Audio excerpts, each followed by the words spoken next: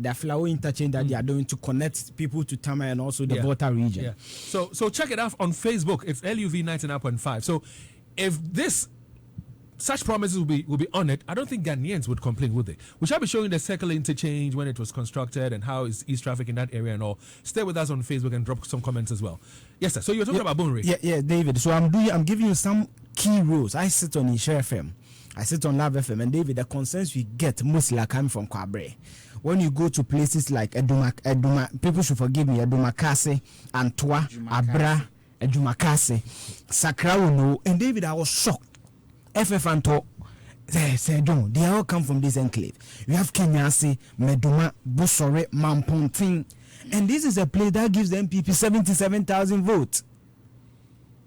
When you check the Ghana Statistical Service, the demography for the Ashanti region, when you take KMA out, because let's not forget, KMA has 5 constituencies under it. Subin and the likes, mentioned North, South, and all that.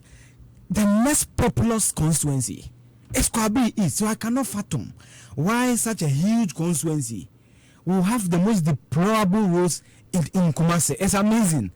Again, Mampontin, Eduma, whatever, Antwa, Ebra, Kenya, Meduma, Busore. David, these roads need to be fixed. Again, when you go to Oferukrum, and I'm listing the roads, so if the Deputy Finance Minister is listening, these are the areas they should focus. Oferukrum, Buadi, the Diakunkotei, Appear other one. It's sickening.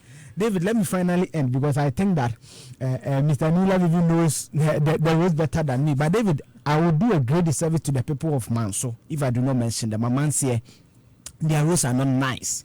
Manson Kwanta, Manso Dubia, Datano, Agroyesum. All these roads are not, and I don't have a single kilometer of quota.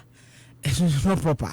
Now, David, when you check the Ghana Statistical Service General Report of 2021, you notice that the Ashanti region has some 5.4 million people. Accra overtook us for the first time in 51 years. Now, when you check the demography, you notice that between 15 and 64 years is where we find the huge percentage of the working class. Most people who are ready to work, but maybe they do not have jobs. Now, when you check that demography, you notice they make up 61.4% of the entire population. Now, that gives you 3.3 million. So it tells you that almost the youthful chunk of the population, when you even deduct that from the 3.3 million, you are hovering around 1.7 to 2.1 million. Between 18 years and 40 years. That is 1.7 to 2.1 million. So it tells you that the chunk of the people in the region are not having jobs. And David, when you read the analysis of the Ghana Statistical Service, why the Ashanti region is not the most populous region, there are 3 key things that are happening. Migration, and what do people migrate for? For better opportunities, greener pastures and all that. And also social infrastructure.